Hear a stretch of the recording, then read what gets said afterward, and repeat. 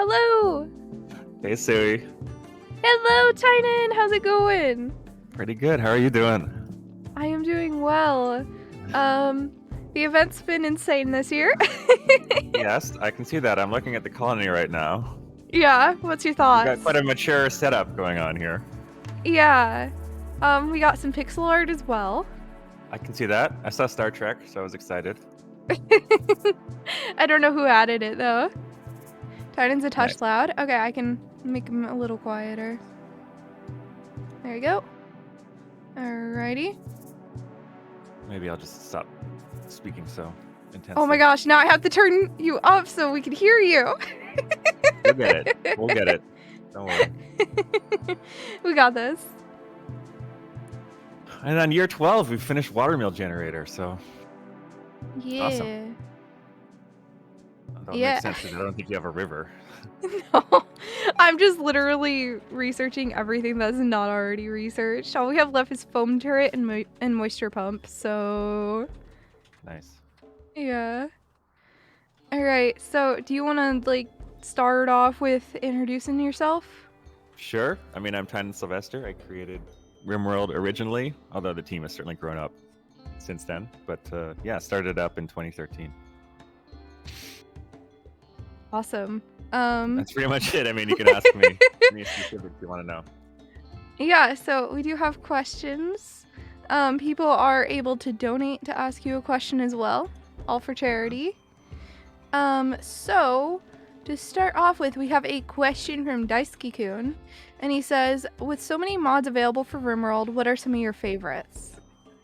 Oh man, I don't know. It's tricky to say something like that. I generally don't spend a lot of my time like looking at mods, just because we're focused on making our own stuff. So, and I'm also kind of biased because we actually work with Oscar, who makes the Vanilla Expanded mod series. Oh, And really? he's worked with us since 2019. Yeah, he's done art for like the last several expansions for RimWorld. So, Wow. yeah. I Yeah, mean, it's hard up to sing. FG. It's hard Oh, to sorry. single something out, but I do love everything Oscar does. So maybe I should call out Vanilla Expanded as my favorite one. But I'm not super knowledgeable about the mods, to be honest. Like, there's so many. There's like 10,000 mods on Steam Workshop. I know. So, yeah. A good mixture of cursed, of wholesome, of utility. Of not even allowed on Steam Workshop, I think. Yeah. Yeah. But that's great. That's the diversity of expression and experience that RimWorld is designed to create. And I'm super happy about that. People go in every different direction with it. It's awesome. FG, say hi. Oh, hey, I'm also here. Yeah, hi. Brilliant. Good to hear from you. Yeah, it's good to be here. I was Oh, you originally did invited introduce just to help yourself. Sui, I know, I'm but working on it. you're doing well, I guess, without me. Yeah, but I wanted you to be here too, okay? I'll cheer you on from the sidelines. Oh, yeah. Is FG good now, guys? I turned her up. Really? Okay. Okay, I adjust things. Okay. Wait, I'm actually quiet? That never happens. Alright, we're good. Okay. Alrighty. So I'm gonna go ahead and guys, remember, if you want a question answered, you gotta donate to the charity and Tynan will answer a question for you. Just saying. So we have a few questions that we've prepared as well. My favorite question on here is, what is your favorite way to prepare potatoes? There's a few different ones. Recently, I've been interested in doing like lemon potatoes, Greek style, but I haven't gotten into that enough to say it's my favorite. So I have to go with classic frying them. But I fry them shallow in a pan, actually. Kind of my personal special way of doing it. Yeah.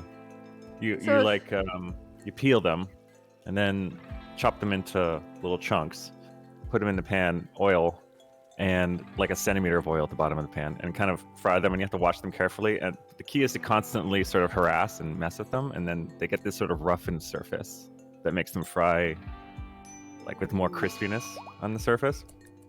It just comes out incredibly delicious at the end, but it takes a long time. That sounds really good. So there it is. That sounds I'm- so good. Yeah, I'm really glad I just had dinner because otherwise I'd be hungry now. Yeah, well, I'd like to warn you all that last time I interviewed Tynan, we learned that he likes food, believe it or not. It is So one of my interests. One of my primary interests, actually. That's interesting though, because like RimWorld, you have like different types of food that you can put in things, but then you have simple, nutrient-based, fine, and lavish meals. You don't have like fancy, oh, you need X and Y ingredient things unless like it's recently updated and changed.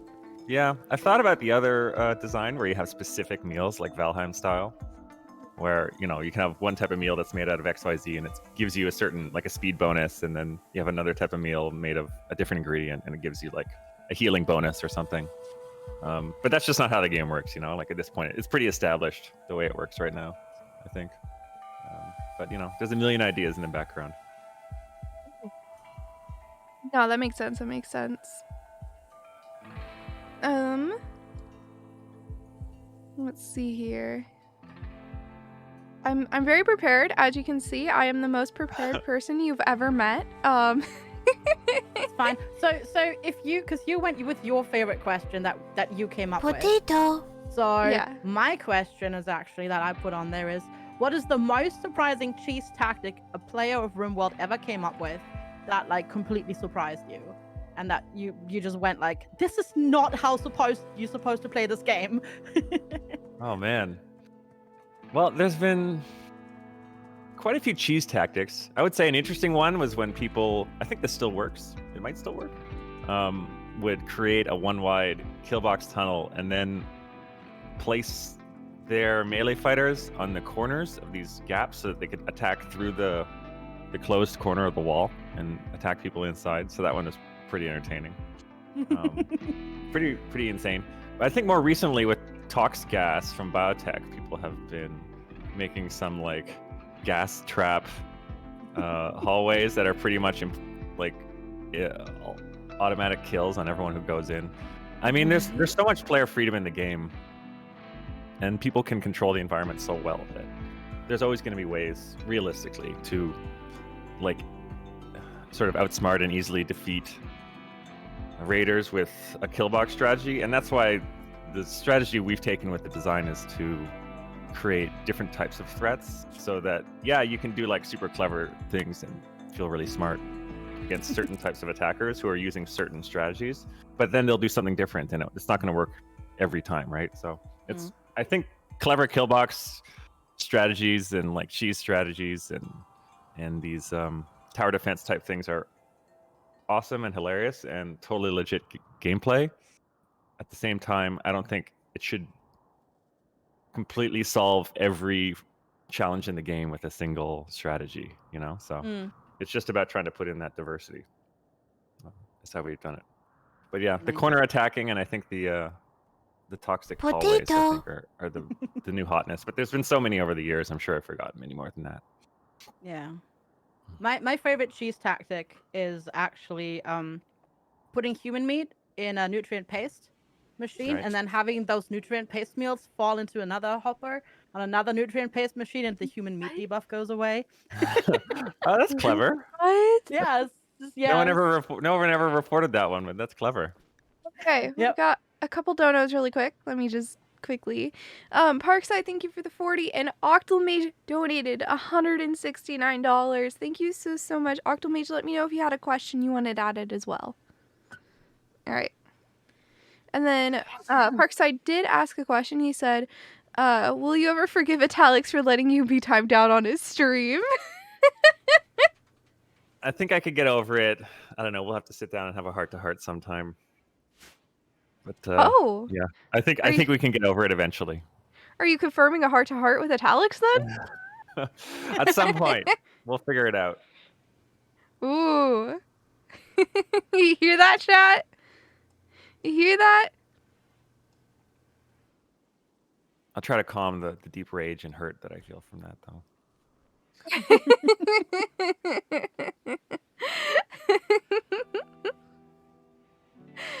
Alrighty, let's go ahead and grab another question here. Let's see here. Are you surprised what RimWorld has evolved into? Like, did you have a different expectation for it when you first made the game, I guess? I would say yes, at a minimum in terms of the scope. I mean, I first started the project that became RimWorld. It was like middle of 2012. So, yeah, I mean, I was just a guy. I had quit Irrational Games and I was working alone on this thing, sitting on a chair that I had pulled out of the garbage area at my old company so that I had something to sit on at home. And the notion that it was gonna become like a top 10 rated game on Steam and we're still all gonna be doing expansions like 10 years later was not something that was crossing through my mind at that point.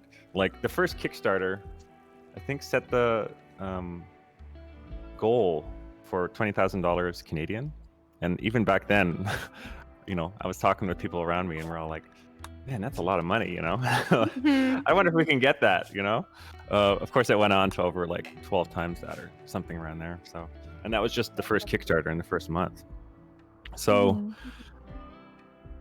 yeah, I mean, in terms of what's happened compared to what I expected, I didn't really expect anything. I just hoped that some people would play it and I could make a living off of it and it would be sustainable and I wouldn't have to go and work for some big studio somewhere. That was basically the goal. And certainly it's gone a lot further than that. And even in recent years, I've a few years ago, I thought, oh, maybe this game's going to slow down and kind of die out, because that seems to be something that people expect for games. But it's 9 years on since the early releases, and the game is getting more play now than it ever has. So I would say, yeah, the whole trajectory has been surprising, and I'm still kind of acclimating to it psychologically. But it's interesting. I mean, there's a general principle where the longer something goes on, the longer it's likely to keep going on. So it's kind of great. Everyday RimWorld keeps going and being successful. It's like even more that you can anticipate into the future. So it's completely exceeded any possible expectation. Not that I had a very clear idea of where I was going. I don't think it's super helpful to be like, I'm going to sell X copies by Y date and so on and so forth. It just doesn't really map to reality. I just sat down and I wanted to do the best job I could and tried to make the best game I could. And go as far as possible. So it's been a surprise.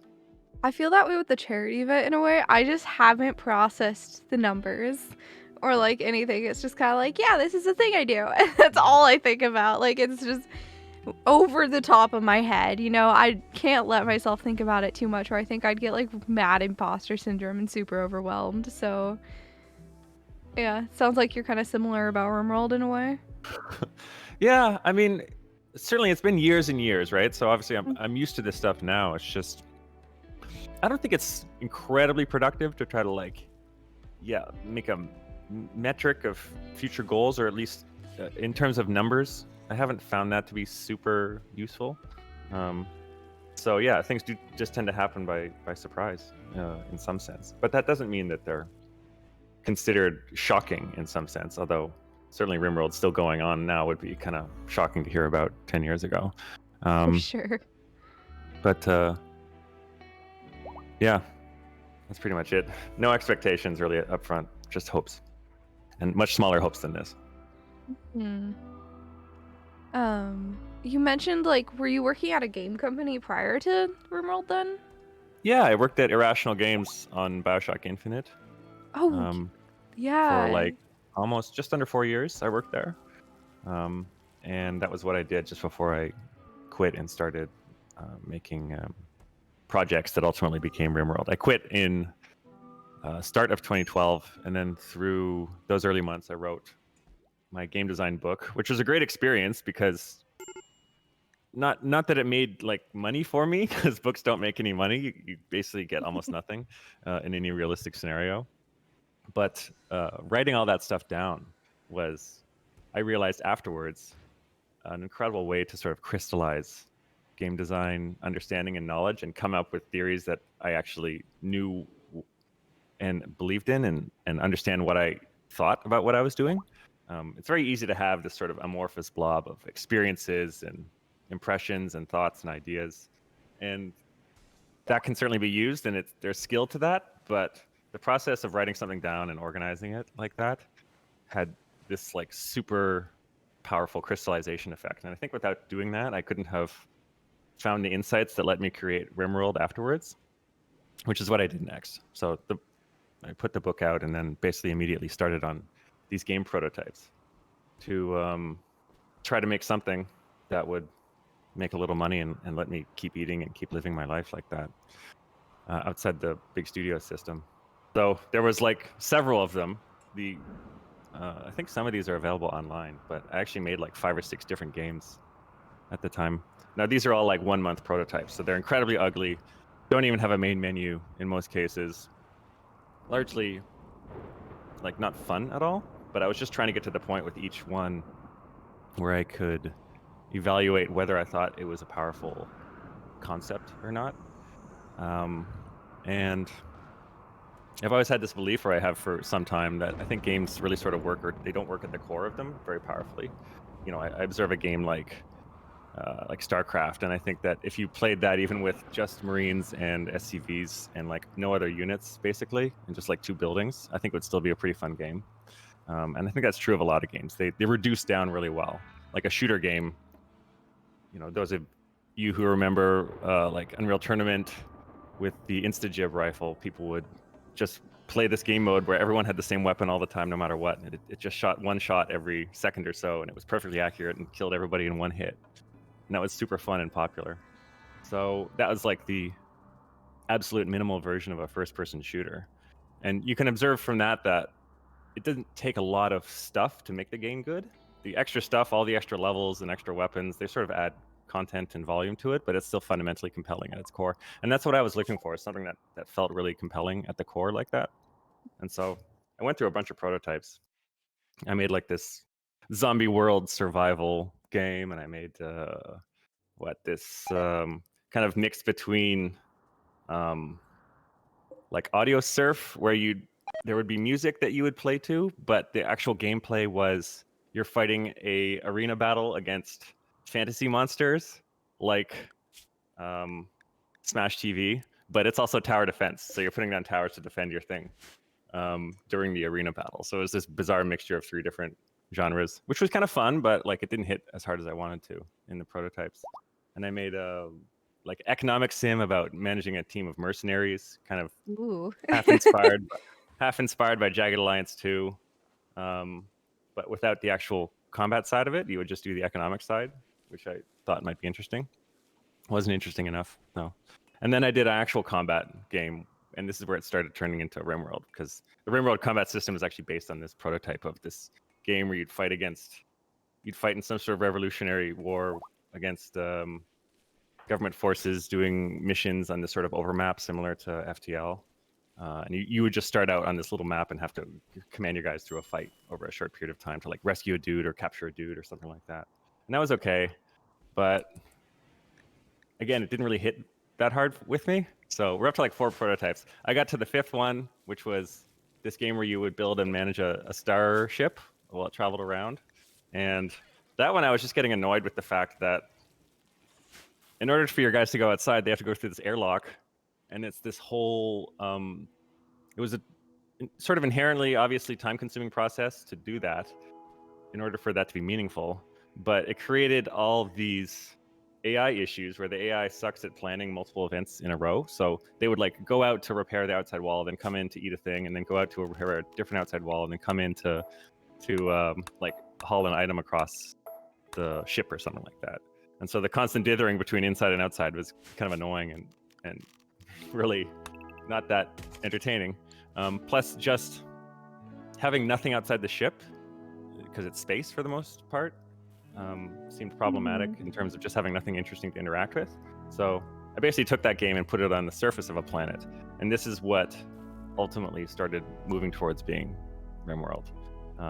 in the end. It was like this spaceship game placed on the surface of a planet, and then it kind of developed over there from there. So that was, I think, February 2013, and then the Kickstarter came out in September. So that's when we went public with it.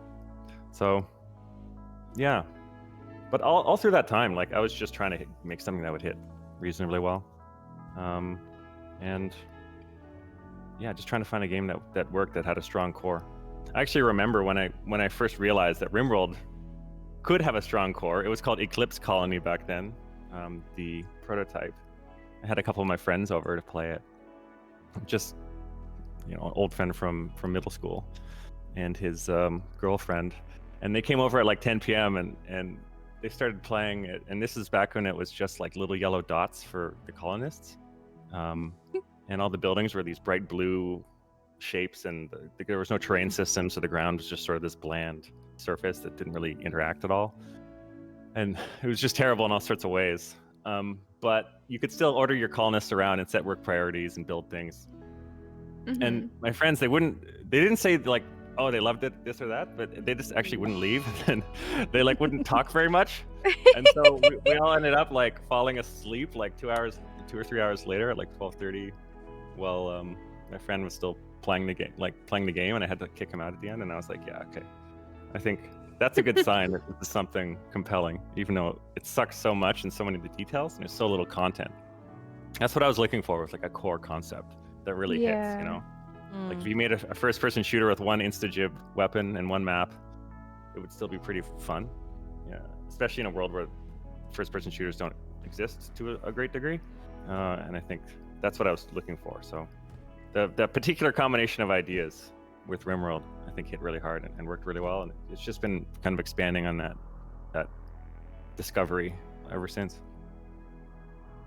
Is there a place where people can see these games, like these initial prototypes you were talking about? Yeah, anybody who bought the game on our website, rimworldgame.com, has access to most of them, I believe.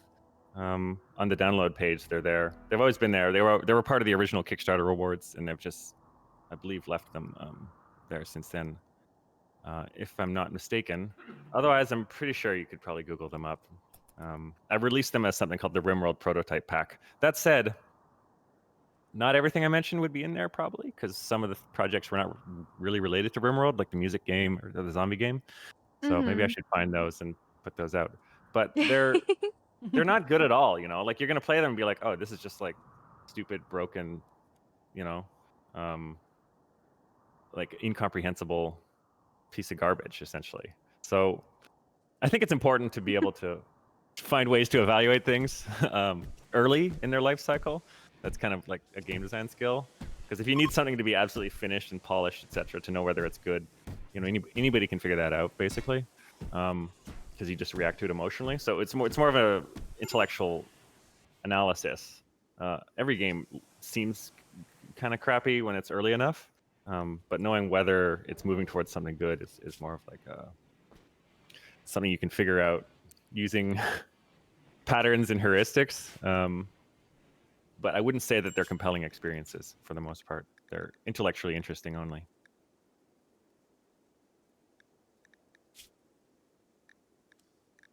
Yeah, Yes. I mean, I have to say, like, I never knew that about that the prototypes were like available, because I have to admit, like, the way I started playing RimWorld was actually kind of being like streaming the game, and I was like, this looks really cool, and then like the next day I had like an email where it was just like one of the old send owl links. Yeah. So I never knew about that, but I have to say, like, not gonna lie, that mercenary economy management game actually sounds really intriguing. Right? Like, I Yeah. would play that. Same. It was based on Agricola, which is a board game, worker placement yeah. board game. I don't know. FG, you speak German. Are you German? I am German, yes. Yeah. All right, so you should know that game then. Yes, I have played it. Yeah. Yeah, so it's like you have like 4 workers or something, and you put them in different slots on the board, and they each do something each turn. So where you put your workers is basically what the game revolves around. And it was kind of like that, based on that concept, but I don't know. I just didn't find it very compelling at all. And it's possible I could have taken any of these games and developed them into something. Like, it's funny. It's kind of been funny in the years since. I've seen games come out that kind of that pretty closely resemble a lot of what the prototypes were, and some of them actually work pretty darn well. So yeah, it's possible to make a game like that for sure. But I wanted something with a bit more punch at the time. Yeah, and then people go more RimWorld and just take it straight back to space. I mean, it's like full circle. Yeah. Yeah, that was funny. That is kind of funny, yeah. Then follow up though, because you mentioned board games. Favorite board game? That's a good one. Cosmic Encounter, absolutely.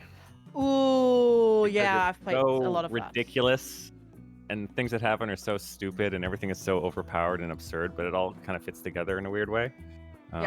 It just feels different than most like strategy games with numbers where you're contesting each other. Just because everything is overpowered and everything's ridiculous, and I just find it really funny. Like, it's hard to make a game mechanics funny, and I think it's pretty funny, honestly. Yeah.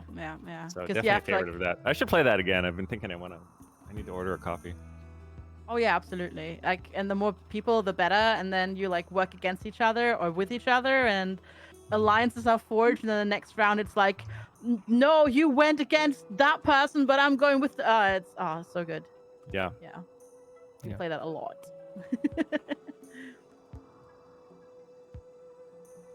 I do want chat to know we are lowering the price of asking Tynan a question as a special so that we can get a nice little stockpile going. So if you guys want to ask Tynan a question, right now is the best time you're going to get a question into the pot. I'm just saying. Yeah, it's a Black Friday special, or is it more of a Cyber Monday? I think it's more of a Cyber Monday because it is technically Cyber Monday. It's down to $25 to ask Tynan a question. Ooh, that's a steal, chat. It is a You should steal. Go for it. I think people should really go for it. And nerdier game design questions, the nerdier the better, basically. Okay, nerdy questions. Oh, I have one now. Yeah, I have one that combines video games and food. Ooh. Favorite meal from a video game? Damn. That's Back to my hard. memory here. That's hard. That is hard, yeah. Let's see here. The human meat stew from Dread Hunger, I would say. I've been playing that a bit recently.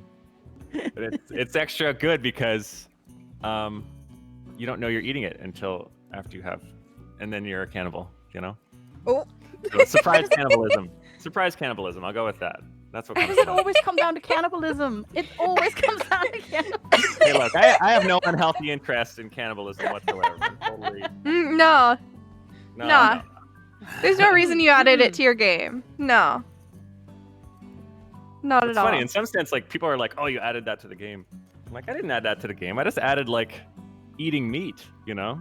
And the game systems, like, the game systems do that automatically. Like, sometimes this happens all the time with RimWorld, where we'll add some features, especially with biotech, and they just come together because they're a rudimentary simulation of the real world.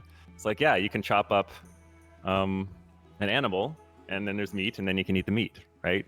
Well, people are animals, and as the game defines them, there's no fundamental difference between the two. Potato. So we didn't have to do anything to make cannibalism work, you know? It works automatically. The moment we added leather, like animal leather, well, automatically humans have leather, like literally zero action on our part to make that function, because the code works with every animal. And yeah, that happens a lot. Yeah. That's why automatically some people have the cannibalist trait, right? Yes. Well, one thing that really works is to take things that are implied by the systems you already have. So they're already in the game, and then be like, okay, that's interesting. And how can we kind of lampshade that or point to that or enhance that? A lot of the best game design stuff you can do is not to like try to add some totally new thing. It's to find something that's already happening by implication or happening naturally or happening unintentionally, that's working, that people are responding to and interested in, and then amplify that. Potato. So, I mean, that was sort of the premise of a lot of the game as it is now. It's kind of based on things that happen in other games, but kind of accidentally, and then people really responded to. The one that always comes to mind is like XCOM. The original XCOM is the way people would get attached to their characters as they're going around, sending them on missions to fight aliens. Now in XCOM, the characters don't really have content in them. They have equipment, but the people themselves are basically just names. And Potato. even so, people would, the players would really get attached to Potato. certain individuals after going on a bunch of missions with them.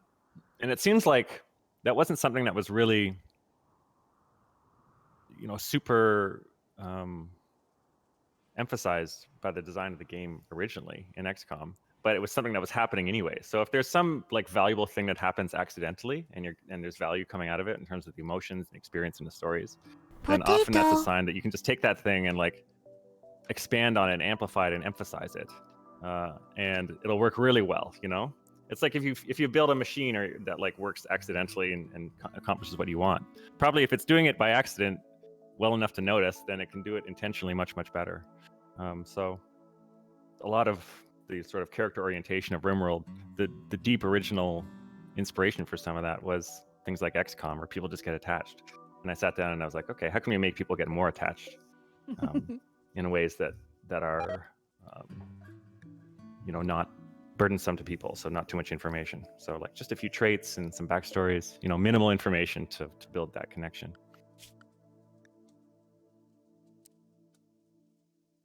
All right, we've been getting a bunch of questions on in. Let me go see what one is that we can ask here. I love this one. The question is by Daisuke-kun, and it is simply fork or spoon? I gotta go with spoon just because it covers you in more situations. It's not that often you really, really need a fork. Usually you can use a spoon to do what you're doing with a fork. So I gotta go with spoon. Yeah. Yeah. That is a very solid choice. I feel like I would choose that too. Potato. Yep. Same. Hey, everyone in chat agrees. Everyone's saying spoon. Yeah. I mean, if I got a steak with a knife and spoon, I think I could eat it, It'd But be I can't annoying. I can't eat soup with a fork. True. It would be annoying, right? It would be annoying. Yeah, no, you couldn't. There's no way. Yeah.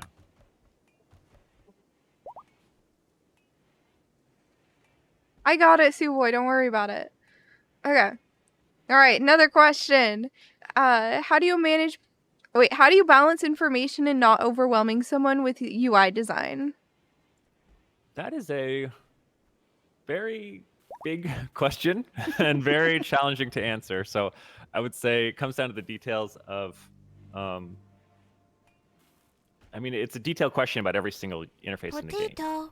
But usually, at the base level, fundamentally, you can't out UI a overcomplex design. So the design itself has to be as simple as possible in order to accomplish the goal that you want for it. So the goal is usually some combination of strategic decision depth and interesting story and flavor. So we try to make a game system which, with very few bits of information can try to accomplish both those things. And that's that sort of efficiency is kind of the fundamental like axis that game design works along, is trying to do more with less. Every word is a burden, every interface, every button is a burden for the player. So people don't like to spend cognitive effort on things. So we're always trying to reduce that effort. So yeah, I would say you cannot out UI a poor and overcomplicated design. Beyond that, in terms of the UI itself, this is really something that comes down to details. Like sometimes there's ways that you can express something in 3 words, but then if you look at it and like think about it really carefully, there's a way to say it in 2 words or 1 word. A lot of the process revolves around, just sort of going over it and trying to. I guess this is something you do just over the years, but just look at it and try to figure out how to reduce it. In terms of like, okay, once the player sees the UI, another thing that we do is try to create a hierarchy where people are going to see more important things first. So it's okay to have a lot of info on the image if it's obvious what people are going to be drawn to and what they're going to notice first. So there's sort of a specific sequence that people are going to notice and understand and respond to things. So you'll have like some big loud information at the top, and then some explanatory information in the middle, and then some detailed information in gray hidden at the bottom. And we really, really carefully sequence out the information so that it's seen in the order that's most important. And part of that is for teaching people as they're encountering it first, and part of that is for creating summaries that experienced players are going to see and be able to read quickly. So I would say there's a lot of tricks to this. There's a lot of methods, and it's not something you can answer in like just like one answer. Otherwise, this whole field would be a lot easier. Yeah. But yeah, there's a lot to that. Oh yeah, no, it's not simple. You can sit down and explain it in 5 minutes thing, for sure. Yeah. Like often we'll mock up. There's processes. I mean, we mock up designs before we build them a lot of the time. It's just easier to iterate on things in Photoshop. And sometimes I'll mock up 2 or 3 or 4 versions of something. I think we had like for the SciCast, gizmo that shows the neural heat and the SciFocus. I think we made like 6 or 7 versions of it before we actually implemented one. Just because there's so many different ways to put those bars and shape them and twist them, and whether you put numbers on them or not, and whether you put the labels, and if you put labels, or maybe use symbols, and so on and so forth. Yeah. All right, we got more questions here. This is a question from Roll Storage. He asks, what mechanic did you spend the most time in that you ultimately scrapped? Over the years, we actually haven't scrapped that much stuff, which has been really gratifying in general. I think usually we tend to move in small steps where, back in the day, we were releasing every month or 2. So we wouldn't add things that were like, without pretty close and constant feedback from people. You'd make a change that takes a month to make, and then see what people think of it. And it's pretty hard to screw up too badly in such a short period of time. I would say the biggest thing that we ever changed dramatically would probably be the way that the royalty economy with psychic powers worked. When royalty, the first expansion, when it first came out, it was designed so that you'd get your psychic powers from the Empire, and then they were kind of the source of that. And in order to keep your psychic powers, you had to keep them happy, essentially. But the cost of that was that your characters would become nobles, but the trade-off of the power that they would get from their psychic powers was that they would start wasting time like sitting on thrones to make themselves feel like they had more authority, and they would refuse to do certain types of work, and so on and so forth. And what I didn't anticipate was that a good chunk of players, not a majority, but enough, really didn't like the idea of their hero colonist turning into an asshole when he becomes a baron or whatever, essentially, and demanding to sit on the throne to make himself feel powerful, and demanding to never have to clean his room again, and so on and so forth. People really just didn't like that. But that was designed in as the fundamental trade-off, right? Like you would get your psychic powers through nobility, and then your guy would act like a noble, which would be a sort of a social, like a work side trade-off. And so it really kind of meant the design was broken, because the entire concept of the downside for the psychic powers was not acceptable to people. So yeah, that was a challenge. We sat down and I was like, okay, we can't just leave that in, because it's obviously something that is not good enough design-wise and is bothering people.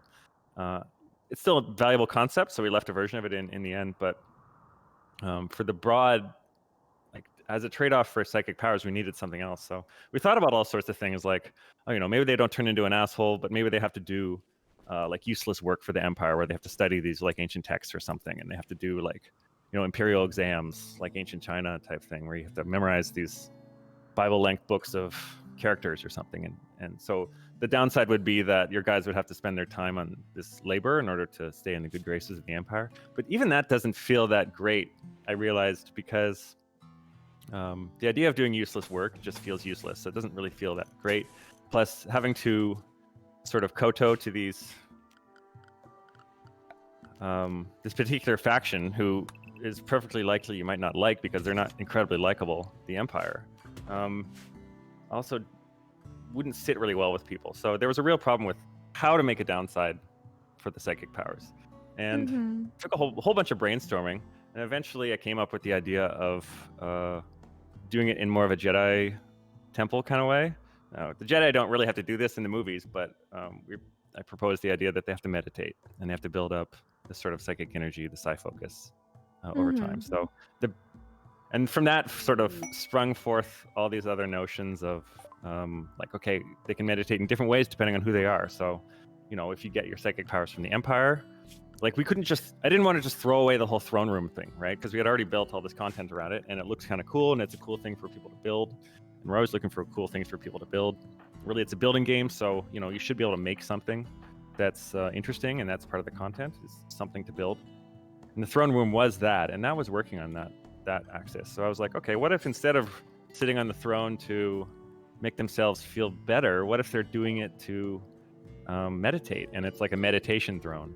And they're not doing it, you know, as a king to lord over people. It's just sort of a way of connecting psychically, is to sit in this sort of formal space that they've built for themselves. But that, you know, that wouldn't work as much for maybe if you were tribal. So let's add some other content like, oh, you know, the tribals can meditate at this tree or something. And then it was fairly straightforward to add other types of meditation where, okay, if your guy's ascetic, he can meditate staring at a wall. And later on, you know, if he's a pyromaniac, he can meditate staring at a fire. And we're always looking for ways to kind of make things character linked so that the characterization of your people really affects how you play the game. Because otherwise, everyone looks the same, right? Like they just become interchangeable strategic resources, like RTS units. But it's really supposed to be a character-oriented game, so there's always the goal of trying to make sure that the characterization actually affects strategy. And part of that is to make their mechanisms for getting their psychic power completely different, depending on who they are and what their characterization is, whether they're a pyromaniac or a ascetic or you know,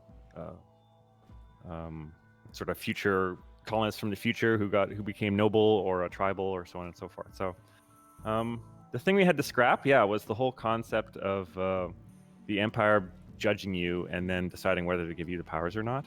And that had to be replaced with a totally different cost concept for the psychic powers, like a totally different trade-off. Ultimately, I think it worked out really well, but that was I would say the biggest design blunder that I made is like before royalty release, not realizing that people would not be happy with essentially their guys turning into jerks. However, we did keep that in a very narrow sense. So if your character is already a jerk, he becomes even more of a jerk when he gets a noble title. So if they're jealous, or I think there's one other trait that does this, then they will start, you know, feeling like they want the authority and like refusing to do work types and things like that. But that's only if they already have that trait. So most of your people will not automatically turn into assholes once they become nobles and get psychic powers. I've made that mistake. I'm just cringing thinking about it because it was so difficult to work around. Yeah. I think we put in a warning about that. I'm not sure. We probably should have if we didn't. But yeah, so that's the answer. That was the biggest blunder.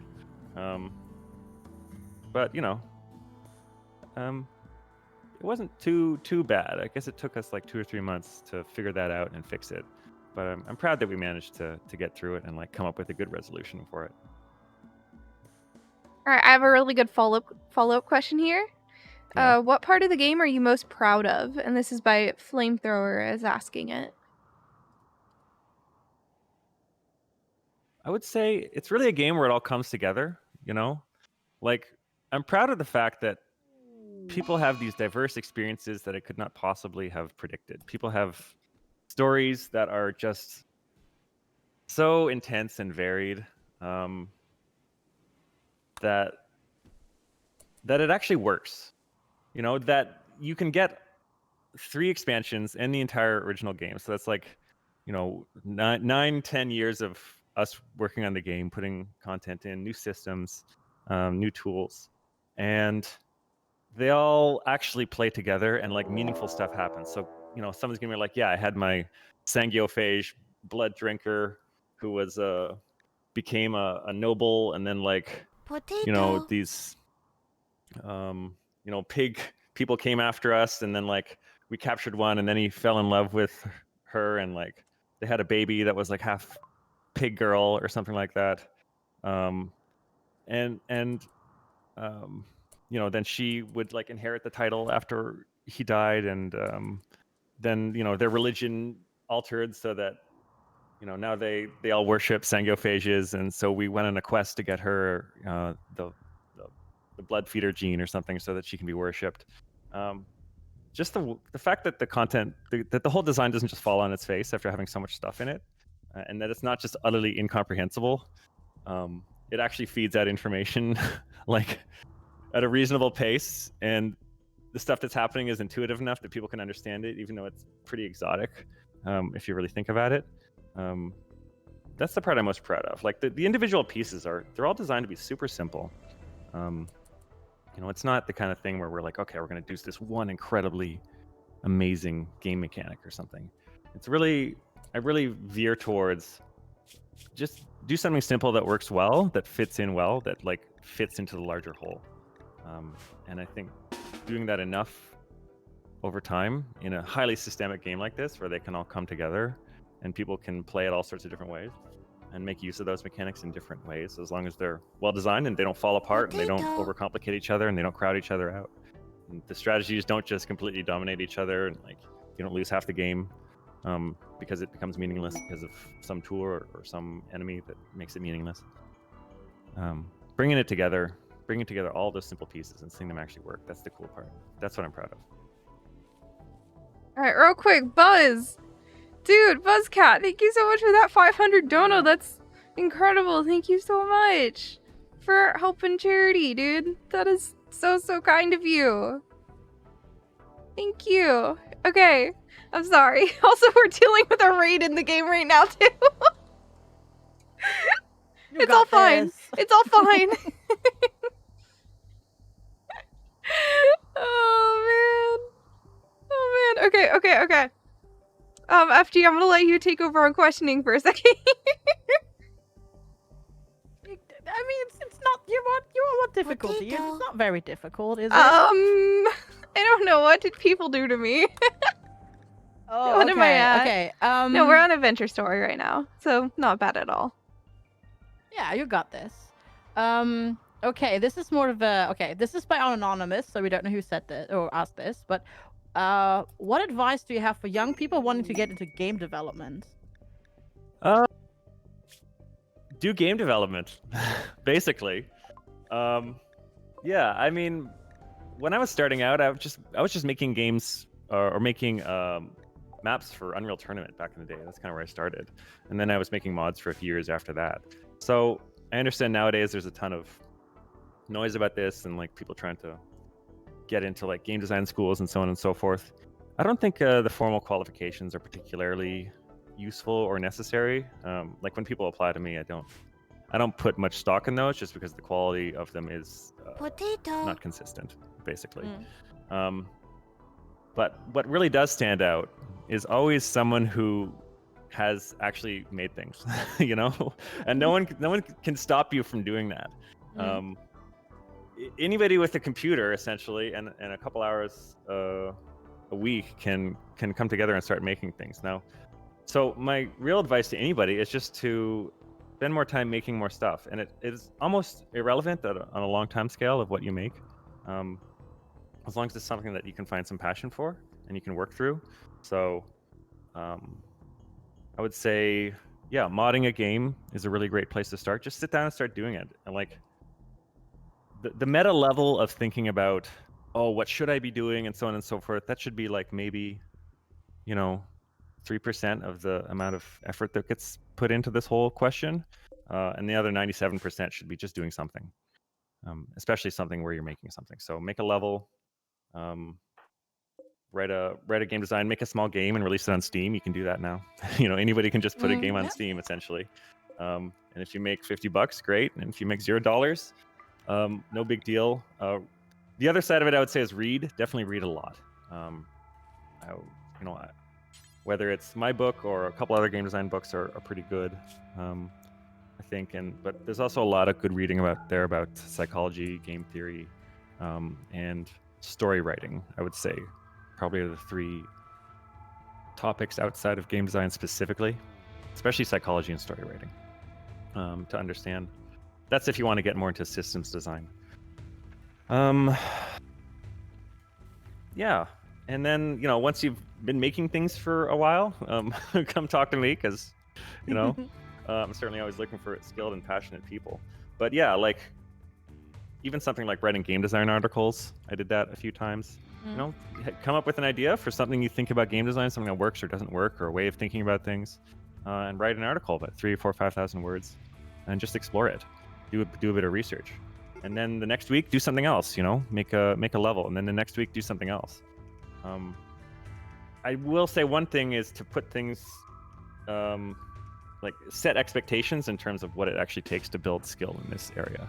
I think there's a lot of like, do stuff for 4 months and then, get a job type of thoughts, or make your own game, which is kind of strange, because game design is not easier than other difficult creative skills, like being a chef or being a professional pianist or a mathematician.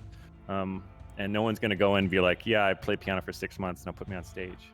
So I think it's a field where just being able to see ability is very difficult. It's very obscure who knows what they're doing and who doesn't, especially if you don't have the skill. It's basically impossible to recognize whether it's there or not. Once as opposed to a chef or a pianist, where you can kind of tell if they know what they're doing, even if you don't. Although at the higher levels, people still can't tell the difference unless you have some pre-existing skill. So be prepared to spend a lot of time. Like for me, it was, I started when I was about 15, 16 doing level design, and I worked on a couple levels for a while, and then I think the next year I was working on a mod for Unreal Tournament. Worked on a mod team, for a few years, and then Unreal Tournament 2003 came out, and then for like a year this is in high school still, I made a total conversion mod for it. And I got 3D Studio Max, and I modeled stuff, and I animated it. I animated like weapon reloading and characters running around and shooting stuff. Made a couple character models, and made levels and made textures and UV mapped the characters. And then we needed sound effects, and so there was no one else there, so I got some sound editing software and just started putting together sound effects, and I was pitch shifting and EQing stuff and mixing things together, like very primitive ways, But I wouldn't say I was super good at this stuff, but I could do it well enough to make something that would work, that functioned in the game and filled that. And then it was like, okay, now make a website and put it up and tell people about it. And so I did all that stuff as well. And I used to do my work from 10 p.m. to 1 or 2 a.m. basically most nights. And just and that was before university. So then I went to university, and at some point I did a contract level design thing or two for a little bit of money, and made a couple other game prototypes, and I did a bunch of other stuff in university because I was kind of distracted with life. And then I got work at Irrational, where I worked for almost 4 years, as I said. And then I quit, and then wrote a game design book, and then made a bunch of game prototypes, and then made RimWorld, right? So that was you're looking at about an 11-year journey there to learn all that stuff. And the time it took to, I think, build up all that skills was, in line with other fields. It's not a special thing. It's learning to be a chef or something else like that. So it's just, I see a lot of sort of broken expectations of people with oh yeah, I've done stuff for a year, and I'm going to make my indie game. It's going to be a hit. It's no, it's probably not, Probably it takes a lot more, just the depth of hours that you got to put in to really understand things from all these different points of view is pretty necessary if someone's going to take at least more of a directing position, I would say, in like making a game. Now, to get a narrower position, obviously, you know, if you're gonna be an animator in a big studio, someone could go to animation school or something. I'm not saying there's no schools, but I'm speaking more from a game design perspective. You know, there are obviously great art schools and so on out there. So there's certainly fields where specialization makes sense. But from my own journey, like going for a generalist skill set and being able to like make a game, it's worth keeping in perspective, just like how many years that takes, even with and how much continuous like daily effort it takes. You know, and I'm not complaining about it because I just enjoyed the whole thing and it was very easy to do just because it was my hobby and I really loved doing it. For the most part, I found it very compelling and I still do. But yeah, so my advice would be do stuff, make it as much as you can, really hard. Don't spend too much time, or don't spend almost any time thinking about meta elements. Just like make stuff as hard as you can and try to get better. Try to get better and better and better. And expect to take time, years, to get somewhere where you actually have like substantial skill. Yeah. On that note, I think I'm gonna go take like a second, and like, cause it kind of fits because we actually hosted our own game jam during the summer, and I'm just gonna plug that the next one's coming up soon. TM start of next year. We haven't quite gotten a date for it yet, but if you ever wanted like a motivation to make something, keep an eye on our socials because we're in like January, February. There will be something happening. Indeed. Something TM. Something TM, yeah. Something TM. Yeah, something TM. This is like a really, really, really, really specialized question, but Like, awesome. Code Optimist asks, or rather they say, I loved your 2017 GDC talk on task selection. Has the method evolved since then?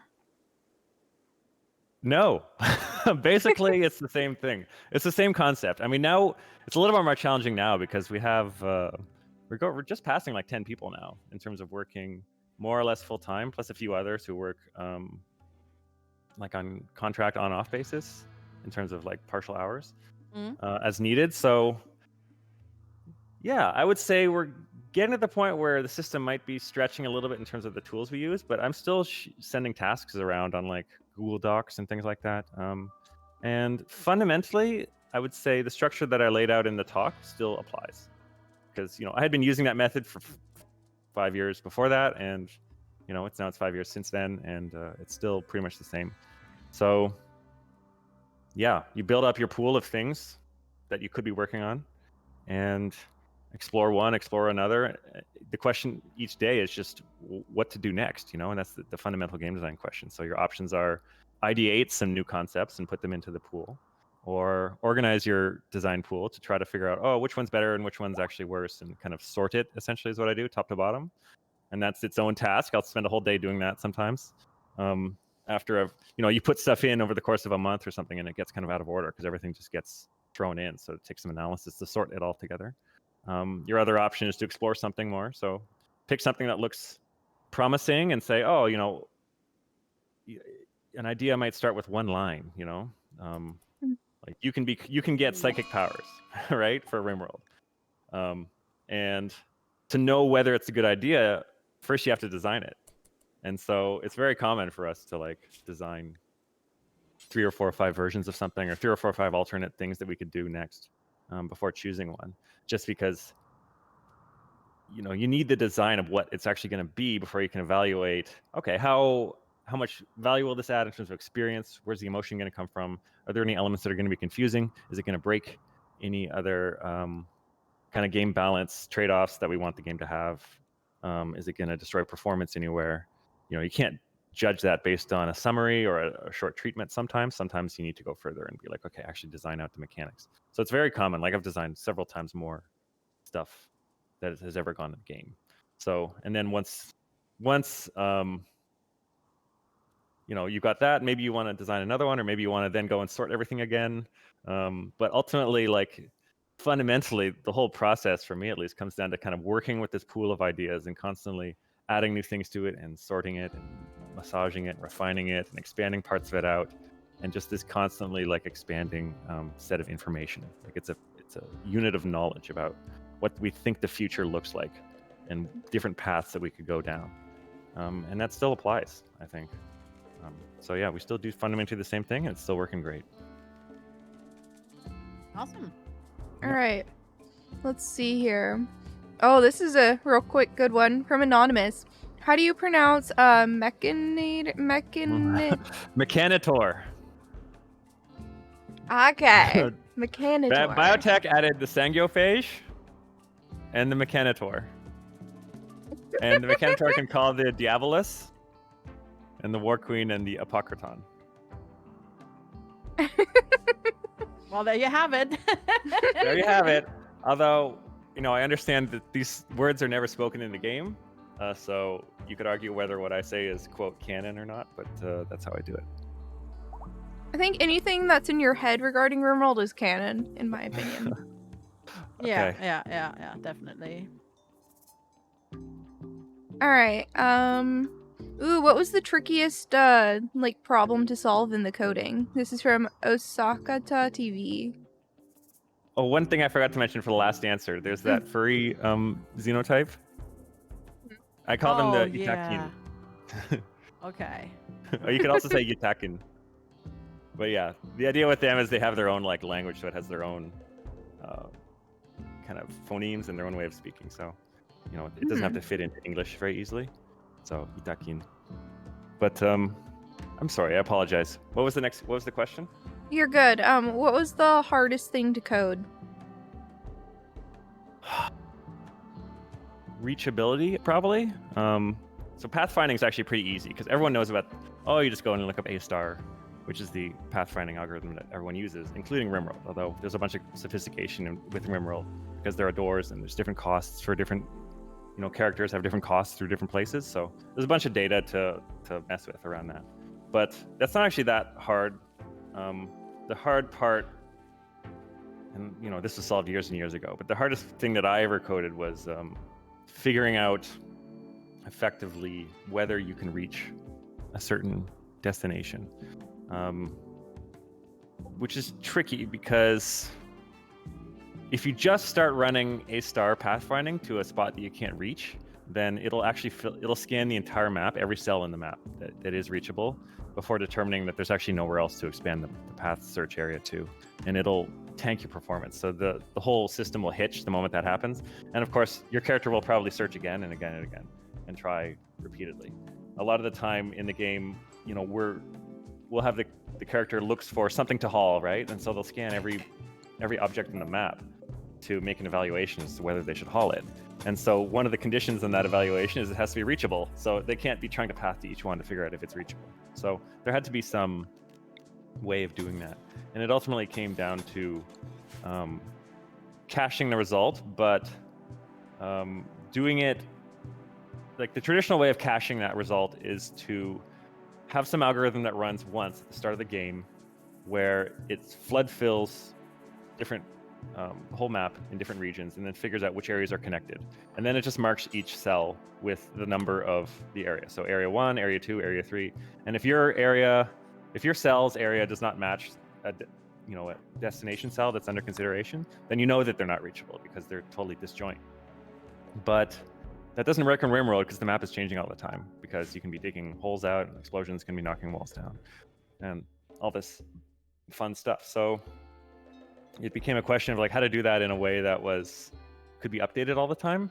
And so fundamentally it's the same idea. The map does have markings on it that cover it, and like each cell can figure out which separated area it's in, but it actually had to be done on like a lower level of fidelity where we can't recalculate that for every cell, right? Because otherwise, let's imagine you have this huge open map, very normal situation, and then you're just mining into one wall or something. Every time you mine a new cell, it's going to have to be like added to the whole area, the whole open area, in terms of like being the same zone that you can reach.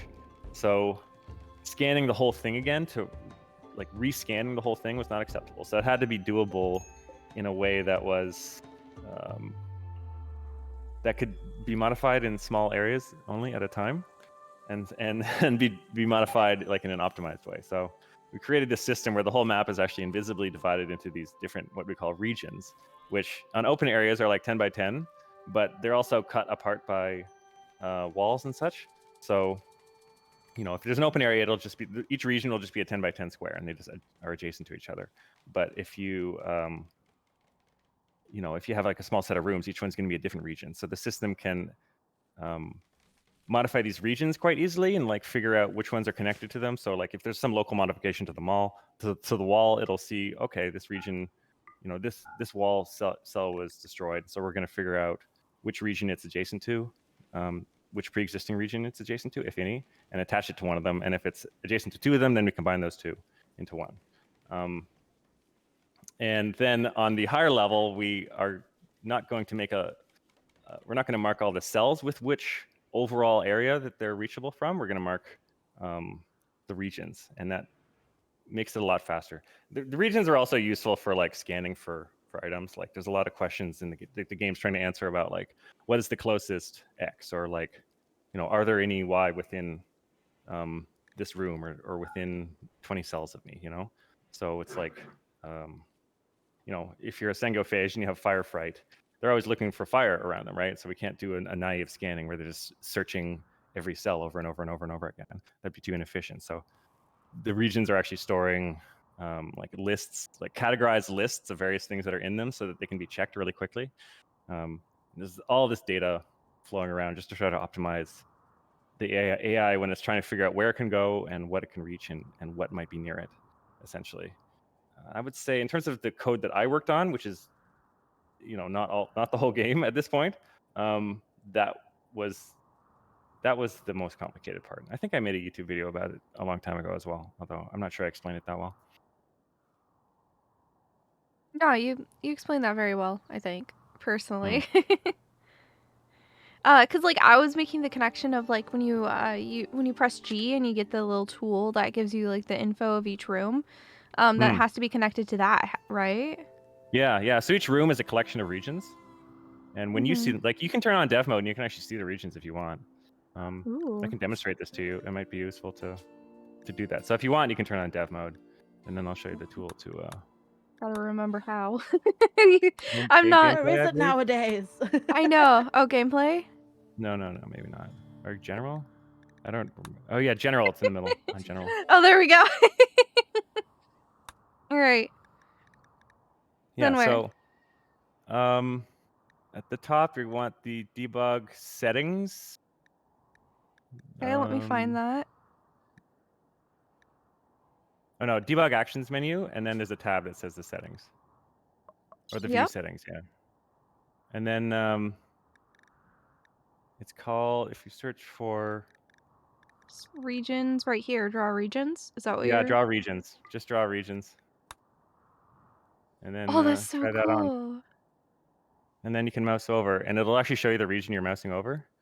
So you can see they're connected. They're always connected to themselves when any character can walk. Any character can walk anywhere within a region if he is already within that region, right? That's the rule. But they cut where if there's any possibility that anybody wouldn't be able to walk there. This is so cool to look at. Almost like Minecraft chunk. But then when they're searching for an object, they're like, okay, I want medicine. They'll actually do a breadth first search across the region. So they'll like search the list. Like they don't have to search the ground, the cells for like medicine, right? That will, because that'd be too slow. So each region actually stores a list of what's in it. And I think there might be a way to actually see those. And it's categorized. There's like 25 different categories. So one of them might be like medicine, right? So you can just check the region's list, and usually that list will just be empty. It'll be like, okay, there's no medicine here. And so then it'll look the region north of it, east, south, and west, and then it'll check each of those, and then it'll check, in an expanding circle. And the good thing is this works by pathing direction. So if you look for the closest medicine, you're not going to find one that's just on the other side of a long wall, because it's actually quite far away to get there. Like a naive algorithm would just search out in a spiral from the character, but they might end up walking long distances around to get things that are close to them, but far away by path distance. But the good thing is if you follow the regions, like if you just traverse across the region graph, it automatically follows the paths that people can actually use. And so you get kind of it creates this sort of slightly indeterminate behavior in some cases where they won't actually get the closest one because they happen to be near their region boundary or something like that. And so the one that was technically a few cells closer would have required them to cross the entire. They go for one that requires them to cross the entire width of their own current region, as opposed to one where they could have left their region more quickly.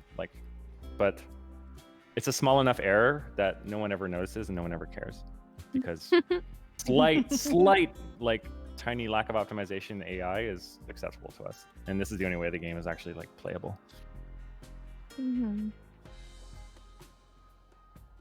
That was a very detailed response. I'm like processing. That's really cool. That's like, as chat was saying, it's very clever. All right. Yeah, I'm just sitting here like, whoa. I know, right? It just needs a second. Yeah, definitely. All right, we got a couple more questions here. Did you expect RimWorld to have this much staying power as a community? It's by Lead Vapor. Well, I mean, I talked about the expectations a little bit earlier. So, I mean, again, it's kind of what I said earlier, you know? It's like,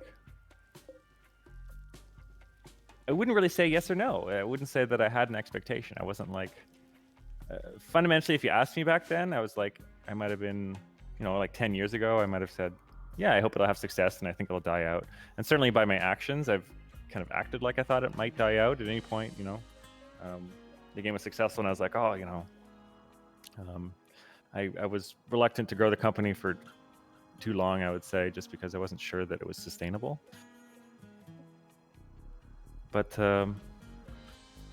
certainly no. It would be insane to have expected this kind of response, you know? Like RimWorld is competing directly with these ancient mega franchises, you know, like Victoria from these giant AAA studios and Civilization, you know, like it's crazy. It's absurd. It's ridiculous to have seen this kind of result. So no, I certainly never expected it. But I wasn't sitting there trying to say exactly what I thought would happen either. I was just trying to make it good and have broad appeal and work well. I actually kind of have a follow-up to that a little bit. Yeah. How much, if at all, would you contribute Twitch and streaming and YouTube videos to the popularity of the game? A lot. I mean, those are huge segments of modern game culture at this point, you know? Like, and I'd say that's across the industry. That's how things work these days. So, you know, I would say, you know, in any universe where there wasn't online video sharing, other stuff would be more important, obviously. So, you know, you don't just remove one thing. We before this, there was print magazines, for example, were a big deal. But I think that the video side of it probably helped RimWorld specifically, just because it is a game which was intentionally designed to play pretty well on YouTube and on Twitch, because, you know, there's a lot of different things that a streamer can do to have fun with it and to play with it. There's a lot of freedom there. A streamer can, you know, mess around, do something really difficult, do something easy, do something cute, do something horrifying, just experiment, take instructions from chat, name their animals or their characters, and do dumb things that kind of make sense to them, as opposed to just playing through a set of, you know, content as in a traditional sort of single player game. It's also designed to be visually comprehensible, so that, you know, if someone just tunes into a stream for the first time, they can kind of see what's going on, at least on a basic level. That was always the goal. Yeah, not just to be comprehensible for players, but to be comprehensible for viewers. So it's definitely designed for the era of video to kind of be playable that way. And I think that is a tremendous portion of how people hear about the game. And as a follow-up for that, Wizard has asked, do you watch many people stream RimWorld? Yeah, I watch quite a few, actually. It's I watch probably more than you guys might think. It's actually a really good way of getting feedback and sort of like design feedback, essentially. Just watching people play the game is a good way of understanding how it plays, obviously. So I kind of watch I don't know, for entertainment, but also for validation to some degree, I guess, and also to understand how the game is playing, and see like, oh, what strategies are people using? How are people responding to this or that? I get video internally as well from testers sometimes, obviously before the game is released, but there's no substitute for someone who's actually just playing it and experiencing it on the outside. So yeah, quite often actually. I'm around the community a lot. I read the comments and I watch the videos, and I think that's an essential part of the job, is just understanding what people are thinking. I mean, it's just a giant flow of free feedback, so it'd be absurd not to pay attention to it. It doesn't mean that everything that everybody says and everything that happens in a video is super relevant or correct, and every opinion is right. It's more about finding the problems and the friction points, and then it's up to us to figure out what the solution is, which might not be the obvious solution in all cases. But yeah, I would say quite often, and I consider it more or less part of my job to do that, actually. That makes sense, yeah. A fun part, especially when it's you guys. Aww. Well, I guess that kind of almost answers stuff. A follow-up question, because Yeah. Did you watch any of the hot potato at all, or were you like busy over the weekend, or did you No, manage to catch? I was pretty stacked, so I wasn't able to show up until this. But sorry about Fair that. enough. It looks like it was pretty interesting, just looking at the colony, though. Oh yeah. Multiple times we went down to like 3 ponds and then back up and then back down. By the way, we just got another pond. I'm auctioning that off. We're gonna do it as a silent auction so we don't interrupt Tynan. But I don't know how I'm planning to do this. Put in chat. 10 minutes. Yeah, we can do it. You guys are free to ask questions while doing this, but highest donation in the next 10 minutes, we'll go ahead and get this pawn, which this might be the last one for this year. So, just saying. I put 15 minutes on my clock, so we're actually gonna do 15 minutes. All right. What was that, Suboy? It's my meme question. You can come ask your meme question personally. Heck yeah. You have to ask it personally, Suboy. Can I have your headphones real quick? Yeah, you can have my So I don't headphones. interrupt. Yeah. Oh boy. Oh boy. Hello. This is Hey. Suboy. I had a quick joke question for you. As you've released a medical DLC right before the hot potato, how did the hot potato inspire with Doctors Without Borders and this medical DLC? And if you want some real, like an actual real question with it, what inspired you to like add the things you added, or some of the things you've added with this new DLC? Right on. Okay. Yeah. I mean, in terms of getting inspiration, I would say, how does it play out? It kind of goes back to what I was saying earlier about how the idea pool works, right? So everything that goes into the expansions is stuff that came from an idea which usually gestated for years at this point. I mean, putting like children in the game is so obvious that it's been discussed for 10 years at this point. And The Sims has children. Human beings have children. It's a game about storytelling over the course of years. It's a game about living like people on a Western frontier town. So people had children, and children are an obvious source of drama and so on and so forth. But it was just something that I hadn't done before because it was obviously something that was going to be a lot to bite off, and we needed to, make a big commitment to actually do it properly, because it's not something that we would just want to throw in as a small feature. So it had to be an expansion, a pretty big chunk of an expansion. And in terms of the other ones, yeah, I mean, I've written designs for a million things. So it's just about looking through like, okay, it's like what is sort of glowing in the idea pool? Like what looks really hot? Like what looks like it could really work well? So going with the genetic modifications, the xenotypes thing, that had been an idea that went back, many years. It was in the fiction primer that I wrote back in like 2013, I think. So it was just something that we hadn't put in the game. It was just part of the background lore, and for some reason there were no actual xenotypes in the world you encountered. And yeah, I just sat down and started trying to design how that could work in terms of the genes going together. I wrote a whole system on like how we could do genes the way that they actually work, with a model of genetics that more closely reflected real life. So, you know, everybody would have 2 copies of each gene, and each gene would have potentially multiple effects, like depending on sorry, to say that again. Each person would have a genome that included 2 strings of DNA matched together, so they have 2 copies of each locus on the genome. Locus is like a place on the genome, and it would be like 100, bits long. And depending on what was in each bit at each position, it would affect them. So there'd be one bit that would like make their, hair color lighter, and there'd be another bit that would like make them faster, but make them have a lower lifespan or something like that. And you could try to engineer something where they would all they would create a character that was useful to you, and that would create all the natural dynamics that you get from real life genetics, like dominant traits and recessive traits being not visible in the parents, but then they express themselves in the child, and so on and so forth.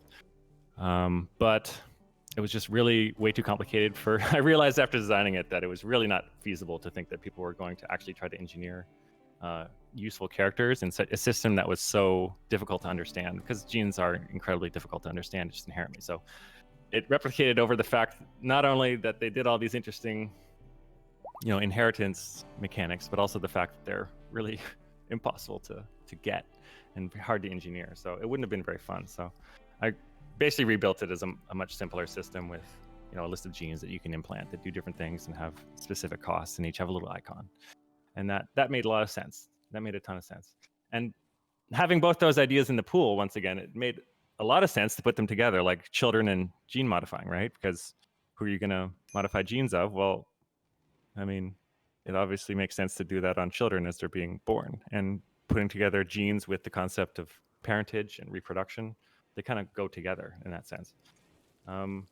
So those sort of emerged from the idea pool, from that soup of concepts, and from me going over them, trying to find connections and things that could work together and things that'll work well. The Sangyo-phage was kind of interesting. It was sort of an exotic idea I'd been designing. Originally, it was kind of separate from the whole gene system, actually. And it was, I forget what I was making it for, but it was just like this idea of these super like immortal super beings, obviously vampire inspired. Like I just took the idea that, okay, people like vampires. Vampires are kind of cool. We don't have to make them sparkle in the sunlight. We can have them do cool and interesting things, and kind of be horrifying. So, there were concepts of them where, if they fed more on people, they would get more power, but become more horrifying, and so on and so forth. All this complicated stuff. And that was kind of an old idea, which again I had in the pool, and I was like, oh, we could do that with the genetic modification system, right? So let's build a fiction where, they can have these super powered hyper tech micro machines in their bloodstream, the archites, which give them powers beyond what a normal, like a biological genetic code could do. And I was like, yeah, this is going to be a really nice cherry on top of the gene system in terms of content, in terms of making sure that the expansion has its own special flavor and has like enough stuff to play with, and like people are going to be really satisfied with it, and it fit together really well. So those 3 ideas glom together. You got children, you got xenohumans, and once you're doing genetic modification, we got to say, okay, how are you going to see these people? So we created these pre-existing xenotypes in the world, like the Itakian and the Wasters and the high mates and so on and so forth, and put those in as an extension of the gene system. And then besides that, I would say that controlling mechanoids had always been another very, very obvious idea that I was always interested in. It was on the design pool for a long time. And this is just the time when it sort of bubbled up, essentially. And that's kind of how it works. We were like, okay, let's do mechanoid control. And I was like, let's figure out how this could work. I decided I really wanted it to be character focused, just like everything, so that if it's just a bunch of mechanoids going around doing stuff on their own with nobody being involved, then it kind of loses the character orientation of the game, and it becomes very mechanical, literally, and emotionally.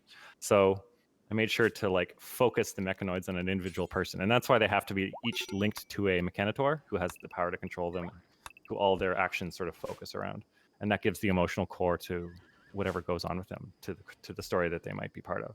So certainly, the mechanitor could have easily been split off into another expansion, I think, but we kind of built these things together at the same time. They bubbled up at the same time, and I thought that they would all make sense together. And yeah, they basically did. It was kind of just pulling things out and merging them together from the pool and seeing what would work and what I thought would work and iterating forward that way. All right, so Italics came on in, and he asked a Nice. question. He didn't donate, but I think he gets a pass. He did raise 35 grand during his turn. Nice. So he said, "What inspired you to name the modern classic to RimWorld after 10 years of development?"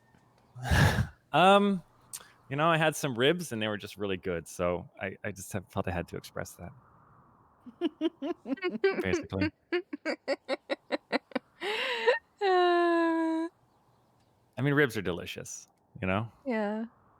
so What you kind got to of put some passion sauce? into your work, Yeah, absolutely. Yeah. Okay, there's another question that Sue, I think, came up with. And I have a little thing to tag on there. What was the inspiration for the boomerlope, and what was the inspiration for the thrumbo? Not me. The boomalope was a question of what can I do that's really, really cheap? All right, so that's an old animal, and I was like, yeah, I want more stuff to happen, and I don't want to write a whole lot of code to make it happen. So, yeah, that's just another idea that bubbled up from the soup, right? So I wrote down a million things, and one of them was like, I probably just wrote a note that said animals explode when they die. Like, that's it. Animal explodes when it dies. And I looked at it. I would have looked at it one day. This would have been like years and years ago. I mean, like, yeah, I could write the code for that in like 15 minutes. So I did. And then I was like, oh, what should it be called? Let's call it a boomalope. That makes a lot of sense. And then a boom rat. And why? Because in UI design, the goal is always to smooth comprehension. So putting the functionality in the name is sort of a automatic implicit teaching thing. So we don't have to teach people that the whatever is going to explode when it dies. It's in the name. And there's a million things in the game that do that kind of thing, where we're teaching people things without them really realizing it. So yeah, it was just so trivially easy to do. I just threw it in and feel like, oh, if this doesn't work, I'll just delete it. But it actually is kind of cool. It creates that. Now, where it came from, it's hard to say. Maybe the boomer from Left 4 Dead. Yeah. There's the notion of, or maybe something from Magicka. I have this sort of vague notion in my head of situations get funnier and more crazy and more interesting if there's disproportionate response to your actions, or if things can just go crazy at any given moment, like abrupt chaos. So something that explodes and then can cause other things to explode suddenly when it dies under certain conditions can create that. And that can happen whether you're farming them, or whether you're fighting and they're nearby or something, or whether they starve to death and then just start exploding for whatever reason. Yeah, basically, I would say that was it. So a game like Magicka is all about disproportionate, ridiculous shit just over the top happening. And yeah, it's when those things happen, when the animals start exploding or whatever, you can kind of feel your emotions spike a little. It's holy shit, things are exploding. It's not just a fight. Now there's a fight, and this boomerlope wandered into it, and now he exploded. Now there's a fire. So it was just a really, really, really cheap way of kind of leveraging some of the flame systems that we have already in explosions, and just making more stuff happen. And it was really, really nice little nugget of super elegant game design, in my opinion. So I think it made a ton of sense. And what was the other question? The Thrumbo? The name for that one? Was it the idea of the Thrumbo or the name for the Thrumbo? Both, okay. Actually. The idea, I had heard this term the white stag, which is the sort of magical creature. So my thought was, yeah, what if there was this sort of elegant, just some special creature that could show up every now and then? And that was basically the idea. Again, this would have sat on the idea pool for a while. I believe I did label it the white stag. So yeah, what would this creature be? It was some special creature. It would just show up every now and then. And this is pretty early. I was writing the code myself for the most part at the time, I think. Although I think Peter might have joined me at that time. And I was like, yeah, okay, let's do it. Let's put in a special creature that shows up every now and then. This is like 2013. So I was just looking for like simple things that could happen to make the game more interesting, just incidents that could occur. Because, something's supposed to happen every 5-10 days or so in game just to keep things interesting. So that was one of them. The original incidents were like, there's a raid, okay, that's obvious, but then there's like a crop blight and a squirrel, like a small animal attack and a large animal attack. And it was just trying desperately to like find like, I don't know, 8, 9 or 10 things that could happen that just could add enough, just barely enough variation for the game to function and feel reasonable. So one of them was like, yeah, special creature shows up. So I was like, oh, what'll it be? Well, it'll be big, it'll be strong, it'll have really, I decided to make it kind of this beautiful, elegant thing. Just to sort of, I don't know, I think it makes sense to give a little bit of a different feel. I think the term white stag stuck in my head. It was like something that's kind of magical and otherworldly, something that's part of nature that comes along you don't see all the time. So something powerful but defeatable but still beautiful. So that was kind of the direction. I worked with Rapunzel to come up with the look for it. I decided that it should have a horn that you can harvest that you can use for special things, although really it's just kind of a thing that you can stab things with. The Trumbo horn. As for the name, as with a bunch of things, I think I just came up with it in like 5 seconds. Like, I was like, yeah, I want something that sounds big and kind of exotic. And I just sort of played with some syllables and spat it out. There was no elegant like story to that one. So that was the concepts. That was kind of where that came from. Gotcha. Cool. Okay, just pointing out that it has been like an hour and a half. I just want to like make sure we're respecting your time, Tynan. So just like letting you know, kind of getting a feeler of, are you feeling like going for a bit longer? Oh, Yeah, sorry, that's my alarm. I'm fine. If you want to go for another half hour, it's fine. Okay. Yep, Yeah. just checking. Pretty cool. Alrighty, I do have a good question though. So Suboy has made some lore upon our little mascot Poe. The little sentient potato with the fire head or the fire Right. hair. I can see Yeah. And we want to know, would you say this is canon within the RimWorld universe?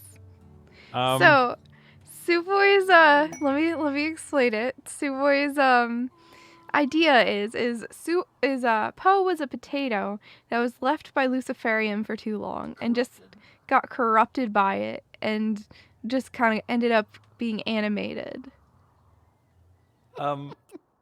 I think Poe should be canon in your RimWorld universe, Sui.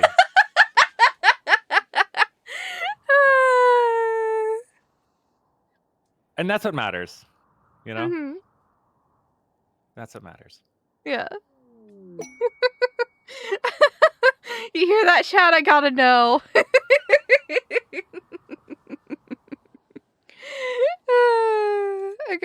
Okay.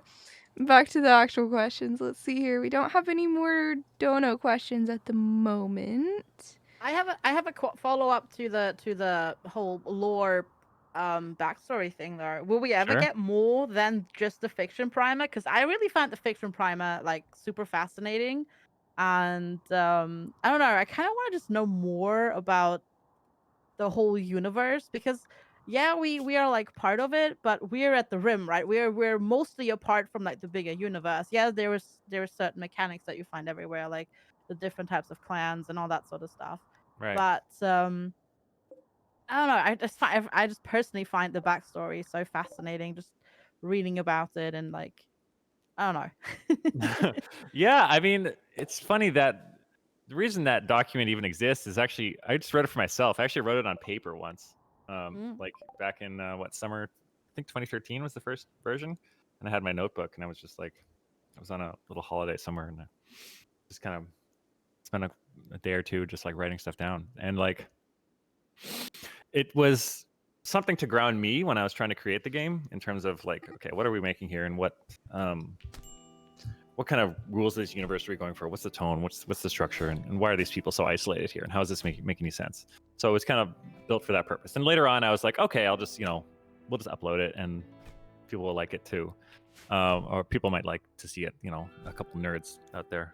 So, I think most people obviously aren't reading it, but they just play the game, and I'm totally satisfied with that. And that's the most important thing. But in terms of expanding backstory, I have done a whole bunch more writing in terms of like backing fiction on my own, and I haven't released it. I can never say what's going to happen in the future. I mean, I have the of course. will we release something or won't we release something? I don't know, right? Like that's the honest answer. Yeah. It's on the Ludeon frequently asked questions, so I can't make like a forward-looking prediction one way or the other. But just adding context in general of like how I think about this stuff, I think that it can be counterproductive to try to like overdefine everything in the universe, because it can really constrain you creatively. I think, maybe for some players it could constrain them creatively, but it could also constrain us. It is useful to be able to change things and make things up as you go along, as we define the universe. Like if I had written about what are all the xenotypes on this planet like 5 years ago, which I absolutely could have done because I had the idea of the xenotypes and it's a fairly straightforward idea. I could have done that, but then when I designed biotech, guaranteed we would have had to change something or violate some of that. So I would be delighted to have more writing in the game, like more interesting backstory, like flavor text on some of the objects and such. I think, I really enjoyed writing some of the xenotype backstory texts for like the Sangiophages and the Utakian and the pigskins and so on. But yeah, it can also be constraining. It can be too much. It's not really a game about reading stuff. It's really supposed to be about the player's story, not our story. So I try to keep the text like super minimal. There's been some internal discussions about this, but the general policy is to like any critical path text that people have to read should be like, okay, you have 4 words to like tell the story, or maybe 10 or 15 in like extreme cases. And even that's a lot. But usually you want to try to create flavor and like absolute minimum of discussion. And then the story is what actually happens, especially what happens under the player's control. We're just providing sort of pieces to play with. Now there are of course flavor texts, and those are pretty strictly attached to the bottom of object descriptions, where you can stop reading and you won't really miss anything game mechanics wise. But they add a little bit more flavor to the universe. So I think that stuff is valuable, but it does take it takes a noticeable amount of effort to do that into a quality level that I'm willing to put in the game or release. And to release like a big backstory document could be constraining and problematic in the future. So at this point, it's not something I'm pushing on. Yeah, there are a lot more ideas and there's lots more you could do with it, but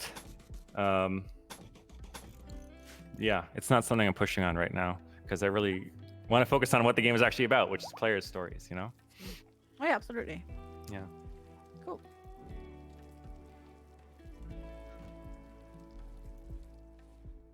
Do you want me to? Okay, I'll just roll with the because we did actually get another question from a viewer from Pinky. That's actually a 2-part question.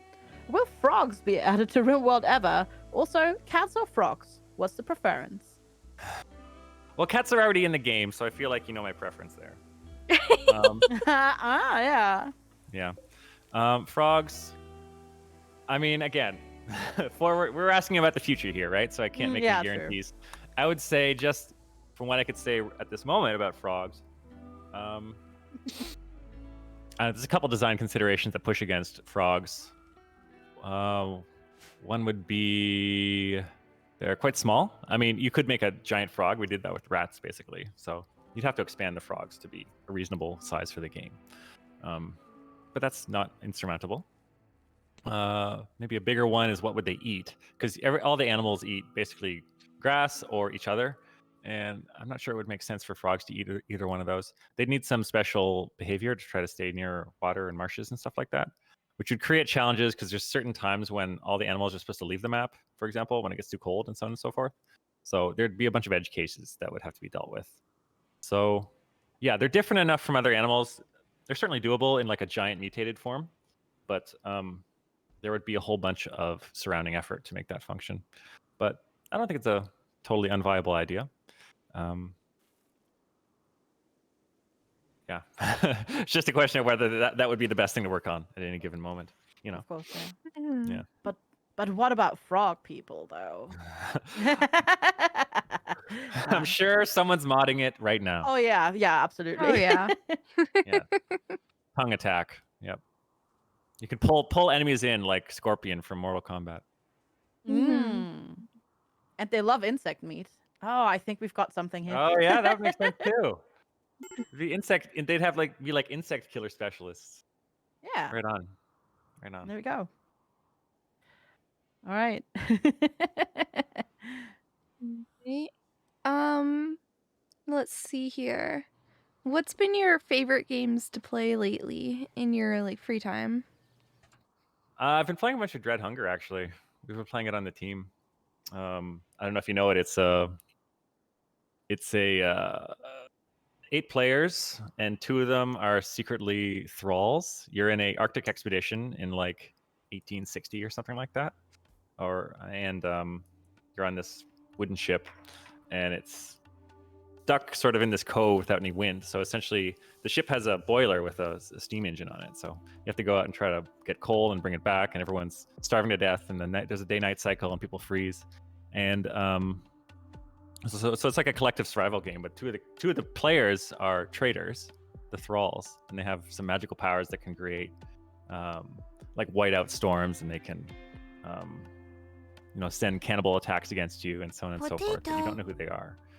So there's this whole process of like getting the coal, getting the food, and like getting the nitroglycerin to blow up the glacier that's blocking the ship from moving forward, and like driving the ship forward. But the person on the wheel can't see anything, so they need help from someone on the front of the ship who's going to help guide them. But the person on the front of the ship can lie about whether there's glacier there, and they can smash into it. And then the thralls can like poison the stew, or like secretly put cannibal food in the stew, and you can get like trapped out in the blizzard with someone, and you don't know if they're human or not. It's an amazing story generating game if you get into it. It's tricky to get into at first, but there's a bunch of skills, sort of fundamental skills to know to really be able to play it properly. But really great game. Been having a ton of fun playing that recently. That sounds really fun. Yeah, it is. All right, we got another dono. Oh, yep, let you talk. And there's cannibalism, which piqued my interest as well, for sure. I wasn't gonna mention it. But yeah. Of course Yeah. there is. All right. So, we got a question from Etel. Don't know if it's 100% sure Etalics. You'd have to verify in chat for us. But the question is, what standard storyteller do you think is the hardest or most challenging to play? I mean, Phoebe's going to be a little bit more relaxed than the other two, so it's really between Cassandra and Randy. And I think that I've tried to design them so they're not too different. I mean, in principle, Randy can hit you with a bunch of stuff at once, which Cassandra can't do, which could be enough to push you over the edge. So in theory, Randy might be harder. But in general, I've tried to balance them out. And I think that they should be about the same, because that's how they're defined to be. Like if I thought one was harder, I would have already fixed that, essentially. Because the difficulty is supposed to change with the difficulty setting, which is not the same as the storyteller selection. So, yeah, Phoebe's going to be a little bit easier, and the other two are the same.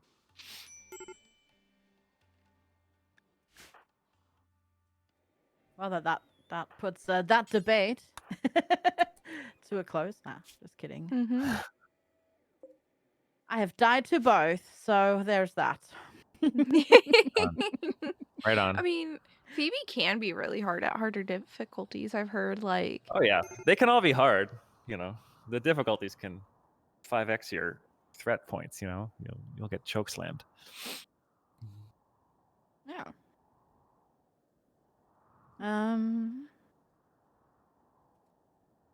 See here. What is your favorite RimWorld animal and why? Let's see here. I'm gonna go with the good old Muffalo. Solid. Just because it was like the OG. I don't know why it's blue, even though I made it blue. I think its face is just incredibly adorable. I like the noises it makes. The But yeah, the sort of droopy eyes are really funny. And I got to paint it myself, which was fun. But yeah, a lot of nostalgia attached to the Muffalo. So I'm a big fan of that one.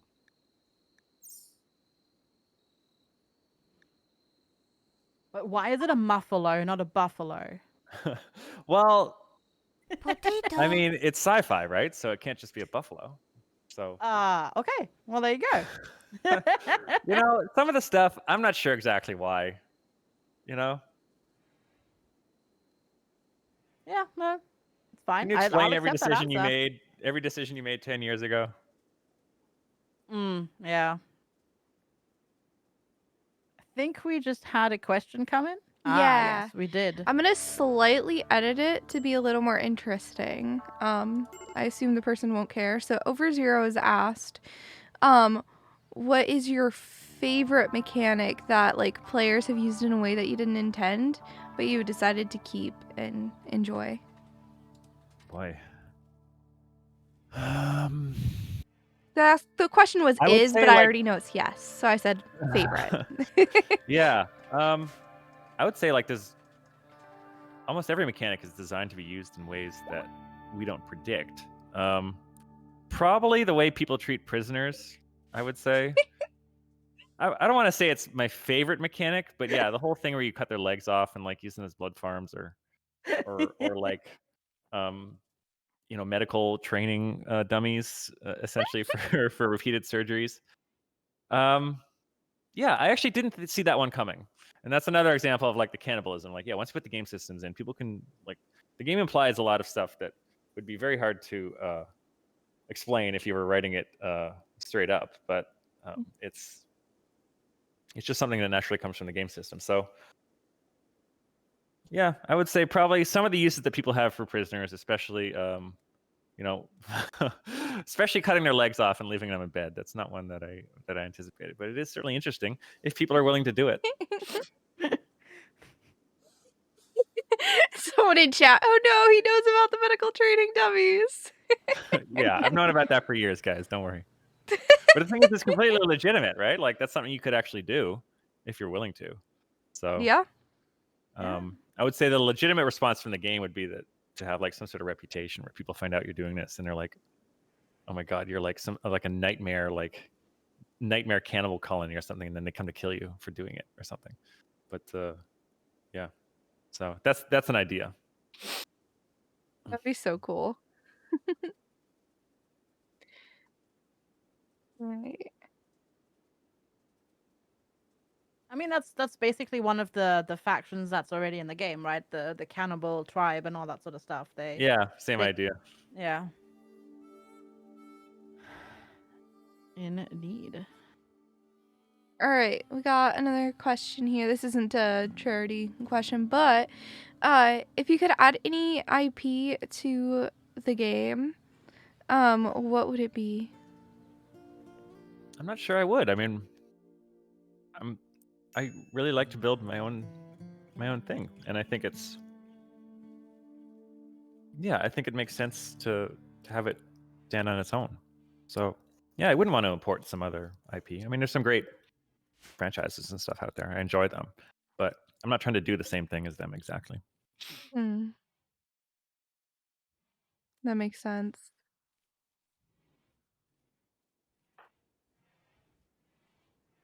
It would probably, yeah. Oh yeah, did you name the latest pawn yet, Chad? I Ash? did. That's the. I Okay. did. I got that. Gotcha. Ooh, that's a good one. I like this one. What was the most difficult or rewarding bug to fix? Also, what Oh, was man. the funniest bug that maybe came up like during testing? I mean, the original funny bug was the civilized muffalo. So this is actually part of why I enjoy muffalos. It's because of this memory. When I first put in characters eating, right? There were muffalo in the game, and then there was a nutrient paste dispenser, and I tested it with your colonist. So the colonist would go and get the food from the nutrient paste dispenser and go to the table and eat it. And I was like, yes, it works, because I had just put in that whole system where they get food and they go to a table and they eat it. But then I was watching it, and this muffalo comes in the door, and I was like, what's going on? And the Muffalo goes up to the nutrient paste dispenser and like takes a plate and proceeds over to the table and sits down and starts eating it. And I was like, oh, that's a very civilized Muffalo. That made me laugh quite a bit. But basically, I had set up the system so that all characters would do this, and it didn't exclude animals. So yeah, we had the top hat civilized Muffalo would eat at a table, which was pretty funny. Someone mod it back in. I think it has been modded in. That's the thing. Really? Yeah, let me find it. I think I've mentioned this at some point. There was a mod like a while ago called like, oh yeah, here it is, Dapper Muffalo. I love it. I don't know if someone modded the behavior back in, but they modded the Muffalo as being very civilized and dapper. So there it is. It's amazing. Yeah. I approve. That's great. It's been updated for 1.4 as well. Hey. So yes, Tim Ease, the creator, is still updating it. Awesome job. I love it. I love it. All right. Oh, I have just a funny thing. When I was looking at our most recent interview, because I saw a comment on it on YouTube, right? Because people still watch that. And apparently you mentioned like biotech type stuff in that interview. I was probably working on it. Fair enough. Fair enough. But yeah, I mean, you can go back to, I think the Kickstarter. Goes back to hot potato inspired biotech. No. Yeah. So if you go back to the original RimWorld, yeah, Kickstarter. Okay, sorry, it's not there. The other expansions are there, but yeah, these ideas have been around forever, you know, and there's way more of them stacked up as well, far more than we could ever do. You know, I try to come up with basically every idea and write it down, and then figure out what's good. So they're all written there. Do you happen to have anything you want to promote? Like, I know, for example, I believe your company is hiring right now. So, like, do you want to promote Yeah, anything? sure. Or... Yeah, we're hiring a few positions. Let's see here. If someone's Canadian and like has experience with this sort of thing, I need an assistant because we're scaling up to the point where it's you know, the day-to-day kind of paperwork stuff and taking care of smaller things is too much to handle at this point. Looking for another artist as well. Oscar's helping us out, of course, but there's more to do now. The company's growing a bit, so having more than one artist would really help. So this is all on Ludeon.com, the work page, and game designer for systems design as well. So if someone's got experience in that, give me a holler. All the info's on Ludeon.com. And besides that, oh, what can I say? If you liked biotechs, leave a review on Steam. That'd be cool. Really appreciate that. Because nobody reviews expansions, unfortunately, because they don't appear in the Steam library the same way the base game does. So the review traffic tends to be really low. So yeah, give some expansion reviews if you're into it. And that's what I got. Play the game, enjoy, have fun, tell your friends. All right, we did just have another question come in. Let's go ahead and look at it. 1.4 brought a bunch of new funky sound effects to the game. Do you intend to add new music to the vanilla soundtrack as well? Well, I mean, it's another future question, right? So Yeah. yeah, I can't say yes or no on this one exactly. So yeah, I mean, I think the soundtrack's pretty satisfying at this point. That said, Al's a great musician, and you know, there's always the idea of adding more of anything, but you know, I can't commit to a future course of action here.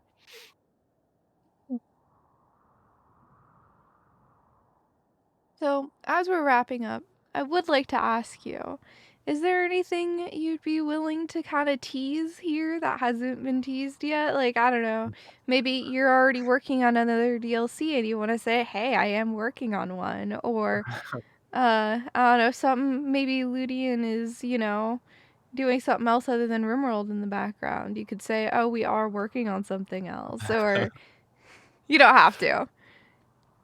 Yeah. We're working on things. How about that? We're Yeah, I working like on that. something.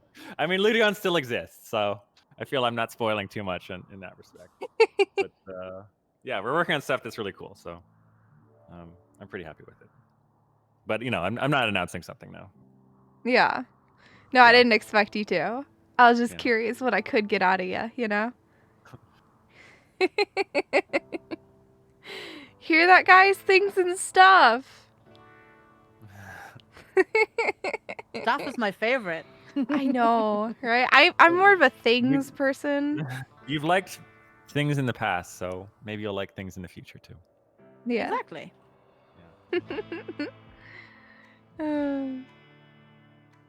What's your favorite DLC that's been released so far from Oh, you can't ask me that. Come on. I think they all stand. They all do different things. Like, I'm really happy with, like, for example, ideology because, like, I'm proud that we were quite ambitious with it in terms of like doing something that I don't think I've really seen done, and trying to do something that's really transformative with the game. Mhm.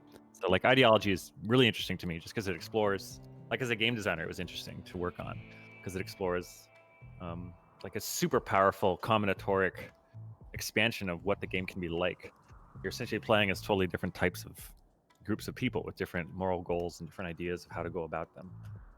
And that was kind of exciting. And like just the player authorship side of that you can make like a million different combinations of beliefs and play them different ways. It's like very RimWorldy in that respect. It's designed to help player author their own experience in some sense and be able to do what you really want to do, even if it's not exactly what the game was originally designed for. So yeah, I'm really proud of that one. Royalty, cool. Just like it was the first one, so I was like, okay, let's just put in some cool content, like expand abilities. So I was proud of that one for sure because it like yeah, I think it expanded the game in a really natural way and like added more of a character oriented power set to people where you'd have like one hero character, which is something that was sort of people were interested in playing with. And I think that really supported that one well. And biotech's been the biggest one just because we've had more people and we took a bunch of time to work on it. So I'm certainly happy with it, and the whole children thing has worked out really well in terms of like the stories that people are telling and the emotions that they're expressing and so on and so forth. Like, it's exactly what I was hoping for with it. People are, people understand children and what family means, and that's an important human value, and that's something that's relevant emotionally, and people are seeing those emotions play out in the game in all sorts of different ways. From the highest triumph and joy and cuddly beauty to like terrible tragedy and these horrific nightmare scenarios and everything in between. So I'm really happy with that as well. Really, I'm pretty satisfied with all of them. Just in different ways. All right, so I do want to put in, we are at like last 10 minutes of the time that you said, so I'm going to go ahead and give people like, I don't know, one more minute to toss in any questions, and then I'm going to go ahead and close it. Okay. So we'll see if any more questions come in. In the meantime, what's your thoughts on like Doctors Without Borders, and what's your thoughts on like the hot potato play style, where we do this whole save passing? I think it's a delightful way to stress out and explore what the game can do over long play times, which certainly some people do, although I don't see it on streams that often. So I think I don't know, it seems fun. It's worked so far. It's a good way of having some continuity between people. And the in-jokes are pretty entertaining. So yeah, I think it's pretty cool. All right. Yeah. So we're not having any more come in at the exact second. I'm going to go ahead and turn that reward off real quick. There we go. Alrighty, so thank you guys so much for being here. Thank you, Tynan, so much for being willing to, hang out, be interviewed. I really, really appreciate your support of the event over the years, too. It's been really, really cool. My pleasure. Thank you for inviting me. If you want to say anything before you go, feel free.